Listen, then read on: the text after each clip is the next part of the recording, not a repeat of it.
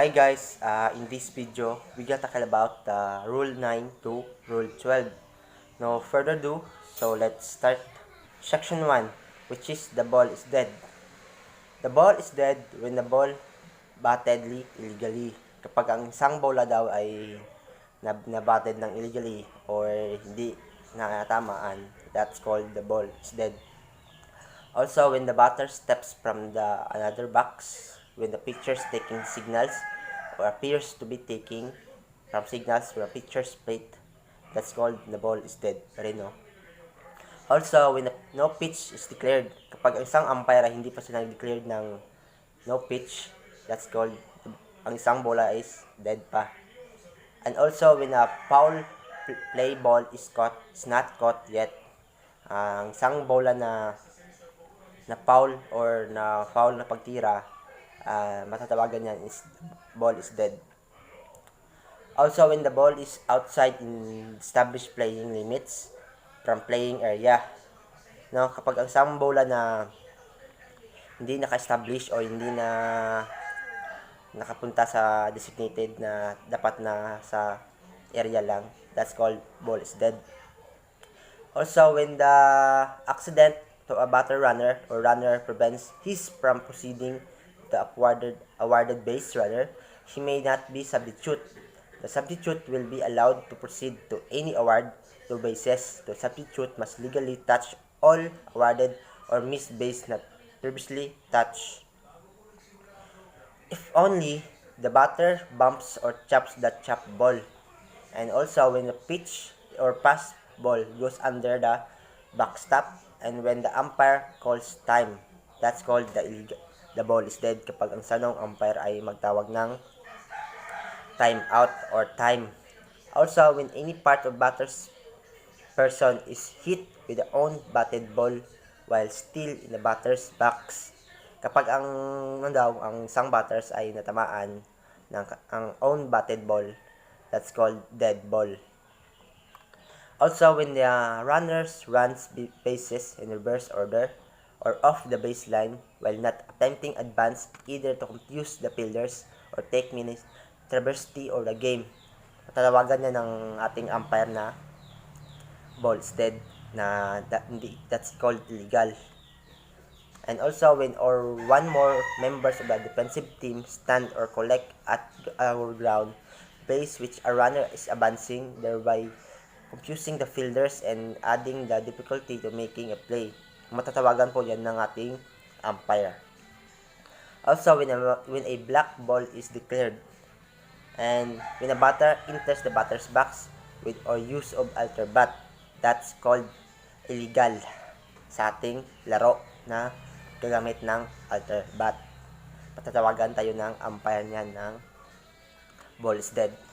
Also, when the batters enters the batter's box with use of illegal bat, no? Pareho lang yun sa alter bat or illegal bat na tatawagan niya ng ating umpire.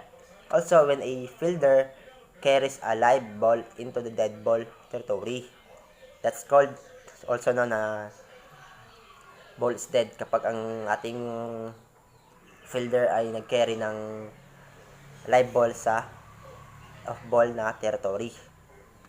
Also, when the batter fails to enter the batter's box within 10 seconds after the umpire calls play ball. Kapag ang ating batter daw na hindi pa pumasok sa batter's box ng 10 seconds, automatically ang isang play ay matatawagan ng dead ball ng ating umpire. Also, when any person under the team member enters the playing field or creates interference, that's called illegal, no? Sa ating play, no? Matatawagan yan ng ating umpire ng dead ball at mapunish ang ating or isang team sa isang banda. Section 2, which is the ball is in play. The ball is in play kapag ang game ay nag-start na of each of half inning at ang bola ay nahawakan na ng pitcher and ready din siya sa kanyang pitching position. And the plate umpire is called the play ball. Yun po nyo, the ball is in play na po. And when the fair ball is legally batted, kapag ang bola daw ay natamaan ng hindi illegal or legally batted, that's called ball is in play pa.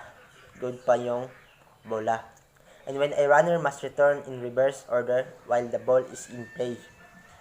And when runner acquires the right to a base by touching it before being put out.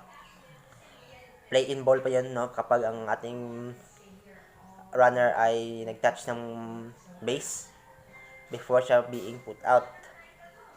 And when a runner runs more than 0.91 meter or 3 feet from his base path in regular or reverse order to avoid being touched by the ball is the hands of the fielder. Kapag ang ang runner na nakapunta siya ng 3 feet or more than pa, no, na regular na reverse to avoid touch of the fielder. Also, when a runner is tagged or forced out, play in pa na yun, no, kapag ang isang runner na tag out or force out, may posibilidad po yung ating fielder na maghanap pa ng isa pang matag out niya bago played by or dead ball ang bola. Also, when the umpire calls the runners out to a failure to return in touch to the base when the play resumed after suspension of play. Also, when a live ball appeal to play legally being made. And when the ball is strikes, a photographer or groundskeeper or policeman or etc. assigned to the game, and that's called play in pa ang bola, no. Also, is the runner is called out for getting running start from a base or play ball. And when a runner abandons a base, does not attempt to advance the next base and enters the team area or leaves the ball play is called out. Section 3, which is the dead ball. There are 5 situations when a violation of rules occurs. First is an illegal pitch. Kapag ang ating pitcher ay nagtapo ng bola na illegally, matatawagan niya ng ating umpire at matadelay ang bola. At the ball is remain alive until the conclusion of the play. Also, the catcher's obstruction. Kapag ang ating mga catchers ay mag-obstruct, no, matadelay yung kasi tatawagan niya ng ating umpire. And the plate umpire interference. Kapag ang ating umpire mag-plate interference, if only obstruction or detached equipment containing a thrown ball or pitch ball or fair batted ball. Ating plate umpire mag-interference, no, kapag may makikita siyang obstruction sa game or detached equipment sa ating mga catchers. That's called delayed dead ball. Rule 10, which is the umpires. Section 1 is the power and duties. The umpires are the representative of the league or organization at sila yung may kakayahang mag-enforce ng ating mga rules sa isang laro. Also, they have power to order a player or coach or captain or manager to do or omit to do any act of which their judgment or necessary to give force to effect to one or all the rules and to inflict penalties herald prescribed. Sila yung may kakayahan, no? Sabi ko na ang ating mga umpire ay enforce sa isang rules. Sila yung may kakayahan mag-enforce ng rules. And also, generally information for umpires. Ito, no? The umpires shall not be a member or either team. Ang ating umpire daw ay bawal na may team siya sa kabila or may team niya ay yung isa or yung offensive team. Bawal po yun. Kay makikita natin yung biases sa isang laro. Also, the umpire should be sure the date rather, na ating mga umpire daw ay dapat ang time or date ng isang laro ay na-schedule niya para ating mga players or isang team ay makapunta ahead of time. Also, the umpires must wear a powder blue long short sleeve shirt, a dark navy blue socks, dark navy black socks, dark navy blue cap, white and blue trim, and dark navy blue ball bag rather, and dark navy jacket and sweater, and black shoes and belt, and white t-shirt worn under the powder blue shirt. Itong prescribed na uniform ng ating mga umpire para makikita sila sa isang game ng ating laro. Also, the umpires must not wear exposed jewelry that may pose hazard. bawal po yung ating mga umpire na magsuot ng mga jewelry kasi makahazard sa isang laro. Also, the plate umpire has pass pitch must wear a black face mask, black or tan padding in black throat protector or protector in the shin guards or knee protection.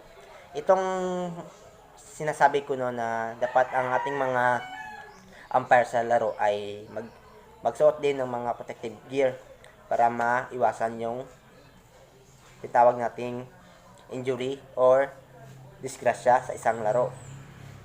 Also, the umpire should introduce themselves to the captains or manager and scorers na dapat ang ating mga umpires ay mag-introduce para makilala sila ng ating mga coaches or players. And the umpire should not inspect in the playing field, boundaries, equipment, and clarity of the ground, and teams and their coaches. Ang ating bago ang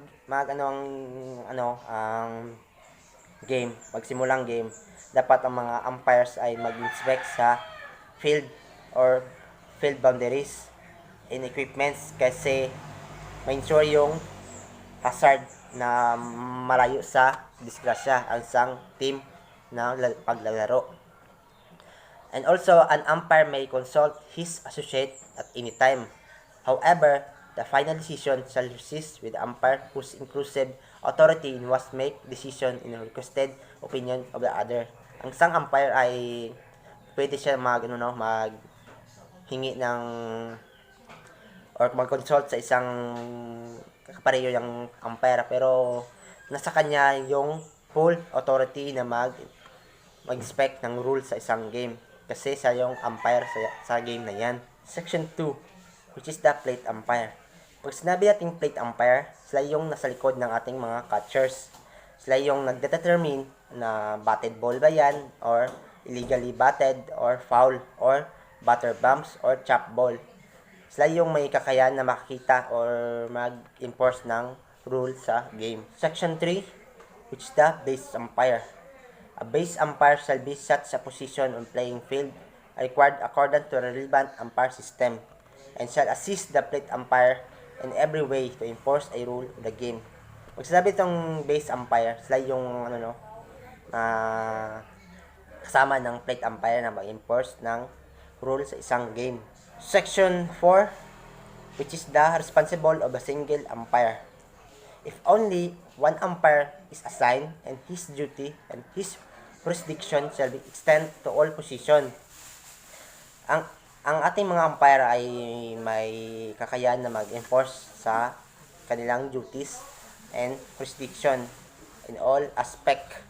And the umpire's starting position for each pitch shall be from behind plate or home plate on each batted ball or play that develops, and the umpire shall move or out behind the plate and into the infield and obtain the best position for any place that develops. Ang mga umpire, sila yung may kakayahan na makakita na ito ba'y natamaan or na-out yung isang player or natamaan or nakauna touch ang ating mga runner or natamaan una. Sila yung nakakita at sila yung maka-enforce ng rule or mga rules sa isang laro. Section 5, which is the change of umpires. Pag sinabi natin change of umpire ay mag-substitute yung nasa field at yung nasa bench na umpire. The umpires cannot be changed during a game, Bawal po yun unless consent of opposing team. And also na kapag ang isang umpire ay ma-injury sa isang laro. Section 6, which is the umpire's judgment. Pag sinabi natin umpire's judgment, sila yung may decision or may correction or conclusion sa isang laro na ito ba'y batted ball or a fair or a foul ball or a pitch ball or a runner is safe or not or a strike or a ball. Sila yung may kakayahan na may judgment na sa isang laro. Section 7, which is signals. The signals indicate the play or shall begin or be resumed. The umpire shall call play ball. Kapag ano naman no, kapag ang mag-resume or mag-play begin, ang umpire ay magsabi ng play ball. At the same time, motion of pictures and deliver the ball. Also, a strike shall be indicated by raising the right hand upward, indicating the number of strikes by fingers, and at the same time calling strike or clear of decisive voice. Ano yun, may ano sila no, may hand gesture para makita ng mga players. Also to indicate a ball to arm, no signal use. And so marami yung signals no, hindi natin ma-focus tong mga signals kasi hindi pa natin yung alam or hindi natin alam yung bawat signals ng mga umpires natin. Rule 11, which is protest. Section 1 is the protest that will not be received. Protest that will not receive or considered if any based solely or in decision involving accuracy of judgment of start or part of the umpires, or a team lodging or protest won the game. Example for this no, when a batted ball was fair or foul, or whenever a runner was not safe or out, or if pitch ball was not strike or a ball, and the pitch was legal or illegal, and a runner did not touch a base. Yan yung mga may protest isang mga team na kapag ang isang opposing team ay nag-disobey sa isang rules. Then doon na mag-start yung protest. At ang may kakayahan ng mag-impose ng rules ay yung mga umpire. Section 2, which is protest that will be received. Pag sinabi nating protest that will be received, there is a misinterpretation of the rule or playing rule, and also failure to umpire to apply the correct rule given the situation. Kapag ang isang umpire daw ay namali siya tawag or na miss niya yung failure ng isang team, that's called the protest na isang opposing team na mag-protest isang laro. Also, impose the correct penalty for giving violation. Yan yun isang team na mag-protest na mali yung tawag or yung penalty na binigay. Section 3, which is protest involving judgment and interpretation of a rule. For example, for this and when one out of the runners on second or third base, the batter flied out and the batter third tag and after catch, and the player on second did not, and the runner's third crossed the plate before the ball was played and second base or third. The umpire did not allow run to score. May mali dito ang umpire kasi hindi niya natawagan una yung misinterpretation ng rule. And the failure of the umpire to allow the run scores was in misinterpretation of playing rule and was proper subject for protest. May kakayahan po yung defensive team na mag-protest sa isang laro kasi hindi na tama. Section 4, which is notification of intent to lodge protest. The notification of intent to the protest must be made immediately before the next pitch. Kapag ang isang notification slides daw, dapat immediately before the next pitch, dapat bago mag-protest, matawagan muna bago mag-pitch sa laro. Exemption for this, the manager of acting player or protesting team shall be immediately notify the plate umpire that the game is continued under protest. Kapag ang isang manager or acting manager ay mag-protest, dapat magpunta muna siya sa plate umpire at mag-protest bago matapos yung isang pitch. Also, is interested parties shall be take notice conditioning surrounding making the decision that will aid the correct determination of the issue.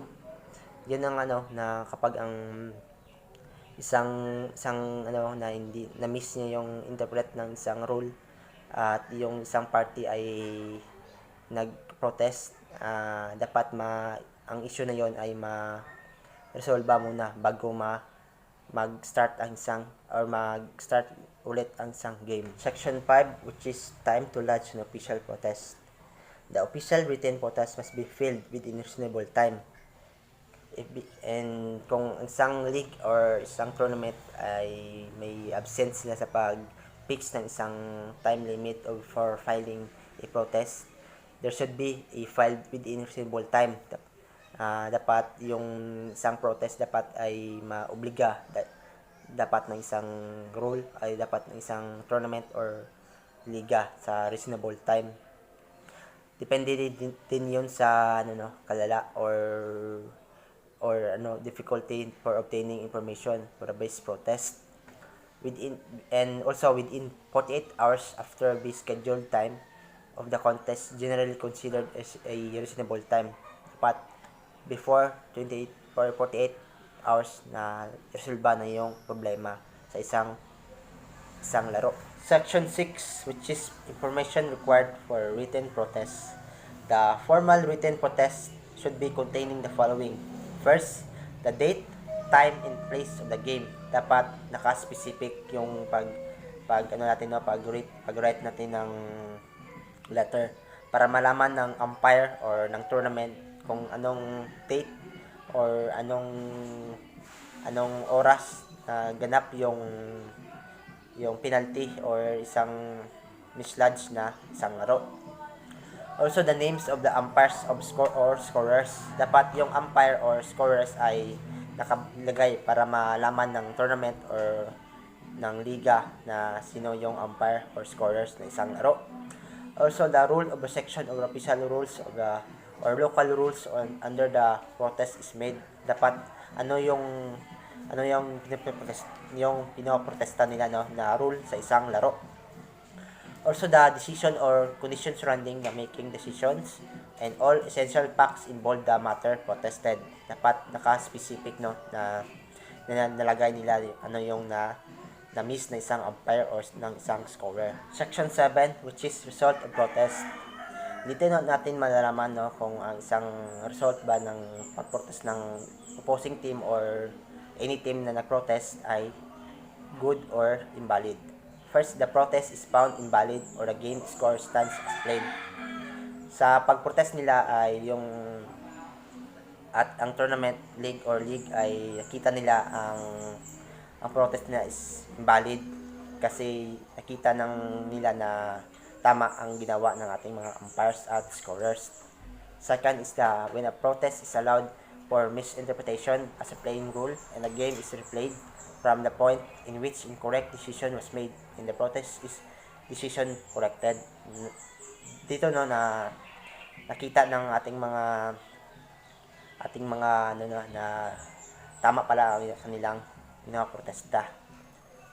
Third is when a protest is ineligible and team rosters members allowed to game shall be forfeited in the offending team. Rule 12, which is scoring. Section 1 is the official scorer. Pag sinabi natin official scorer, sila yung may kakayahan o may obliga na maghawak ng ating mga score ng ating mga laro. And shall keep records in game and outline the following rules. Also shall have the sole authority to make all decisions involving judgment. Na kapag yung isang batter ay pumunta na sa first base or second base, sila yung mag-determine ng batter's advance to first base and hit or error. However, a scorer shall not make a decision with conflicts in official rules in which umpire decision. Diyan ang ating scorer ay may limitado na dapat yung ating mga umpires lang ang makadesisyon kung good or not. Section 2, which is the box score. Each player name in the position or position to be played shall be listed in order to remove. Section 2, which is the box score. Each player names shall be position or position to be played shall be listed in order to which he batted or would have been batted, unless the player is legally substitute or injected and remove the game and the game ends before the turn's bat. Section 3, which is the base hits, shall be recorded. Base hits shall be recorded in the following case. First is when a runner is forced out by a batted ball or would have been forced out except for a fielding error. Second is when a player fielding a batted ball retires preceding runner with an ordinary effort. Third is when a fielder fails in attempt to retire a preceding runner and the scorer's judgment with the batter could have been retired as placed. Fourth is when a batter runner reaches the first base safely, a result of preceding runner being called out interpreting a debatted ball of the offensive team. Section 4, which is sacrifice fly balls. A sacrifice fly ball scored when with less than 2 outs, the batter scored a runner with a fly ball which caught or the ball or the line drive handled by the outfielder or infielder running in the outfield. A drop in the runner scores judgment, and the runner could have been catch, have fly ball caught. Pag sinabi natin sacrifice balls, no, yung isang fielder ay nasalo niya yung bola pero nabitawan niya, at ang ating mga umpire or scorers ay magdesisyon muna kung yun ba ay na-catch or na-caught or nabitawan niya ang bola. Section 5, which is runs batted in. A runs batted in, runs scored because one of following. First is yung safe hit. Kapag natamaan niya yung bola na good or safe, is that a runs batted in. Second is the sacrifice bump or slap. Kapag yung ating pitch or batter ay di-snap niya or di-bump at successful yung pag-bump or slap niya, makakapunta siya sa second or first base rather. Third is a foul fly caught. Kapag yung bola ay nahawak o nakuha pero foul, that's called isang batters ay maka-runs.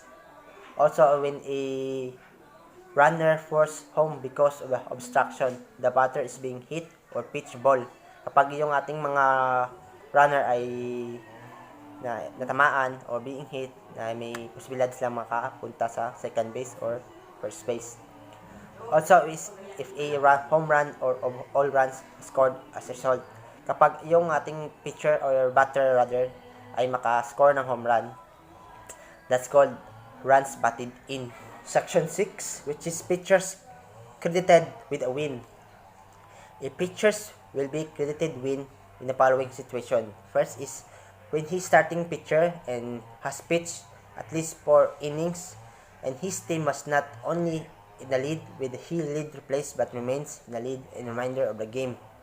Second, when the game is ended in a 5 innings or outplay, and the starting pitcher has pitched at least 3 innings and his team scores more runs than other team when the game is terminated. That's called na credit po yun sa ating mga pitchers for the win of the game. Section 7, which is pitchers charged with a loss.